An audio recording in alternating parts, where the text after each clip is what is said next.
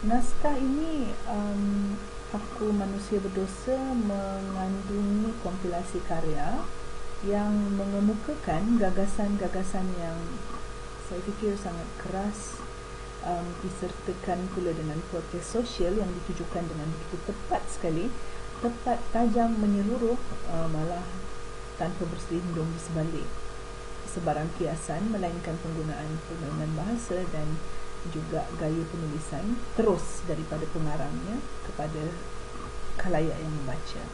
Jadi Nur Ahmad menggabungkan ketajaman imajinasinya dengan realiti sosial.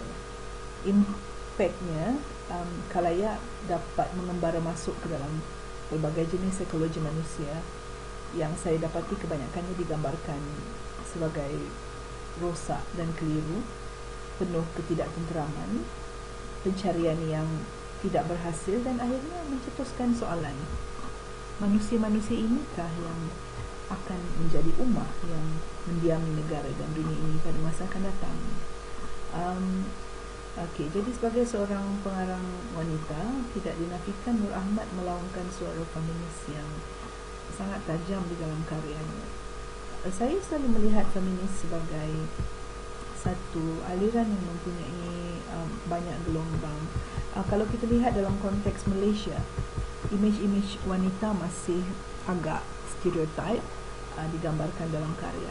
Stereotip bukannya bermaksud tidak bagus ataupun tidak berfungsi, tetapi soalannya, benarkah wanita kita hanya terbelenggu di dalam nada-nada stereotip yang begitu?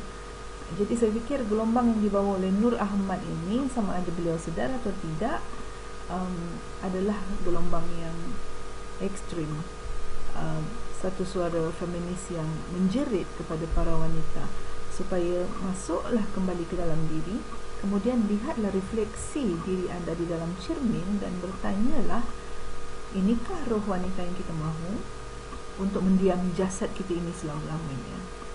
Jadi saya tidak akan bercakap tentang dialognya atau temanya atau mesej naskah ini, kerana itu anda boleh baca nanti. Tetapi saya lebih tertarik kepada attitude Nur Ahmad dalam menentukan naskah ini harus berlangsung dalam cara yang bagaimana. Maksudnya, sekiranya anda membaca naskah ini, anda akan dapat melihat ketegasan beliau sebagai seorang penulis untuk memberitahu pembaca, malah memberitahu pengarah dan pelakon yang membaca naskah-naskahnya, anda haruslah orang yang bagaimana untuk dapat menjayakan karya ini. Saya fikir ini adalah satu attitude yang tidak begitu popular dalam kalangan penulis di negara ini. Kalau selama ini saya hanya membaca masuk campur penulis sejauh arahan pentas dan teknikal, contohnya seperti Tennessee Williams dalam The Glass Menageries, mahu pintu yang bagaimana untuk menggambarkan nostalgia dindingnya, bagaimana skrin, bagaimana, atau seperti sastrawan negara Datuk Nordin Hassan yang mahukan set dan motif yang bagaimana, ukirannya, lampu dan kostum yang bagaimana. Tetapi Nur Ahmad memberitahu kita dia mahu pelakon ini menutup aurat, dan bagaimana aurat itu ditutup, tidak bersentuhan dengan, bukan muhrim, tidak boleh ada renungan mata lelaki dan wanita di dalam satu bingkai, mengambil wuduk. Ini jarang sekali, malah saya seperti tidak pernah membaca mana-mana skrip di Malaysia yang meminta perkara-perkara sedemikian, mengambil wuduk, beristighfar ketika melakonkan babak-babak tertentu. Tetapi Nur Ahmad menggunakan kuasanya sebagai penulis untuk masuk campur sejauh itu, dan saya fikir inilah yang akan menjadikan skrip ini penting untuk dipersembahkan dan juga untuk dijadikan satu bahan kupasan ataupun kajian terhadap corak penulisan karya pada zaman ini. Jadi ternyata Nur Ahmad itu meletakkan expectation yang sangat tinggi terhadap sesiapa saja yang mahu mementaskan naskahnya.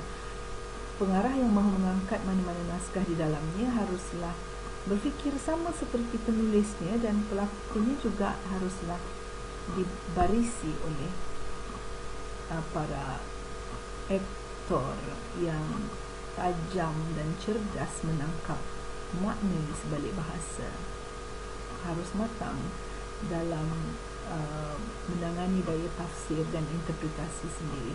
Produksi yang bakal membawa naskah ini ke pentas haruslah produksi yang berani dan bersikap dan faham apa itu kerja kolaboratif, kerana gagasan-gagasan di dalam karya ini harus diangkat begitu berhati-hati dan bertanggungjawab supaya tidak tersasar daripada kehendak dan maksud pengarangnya.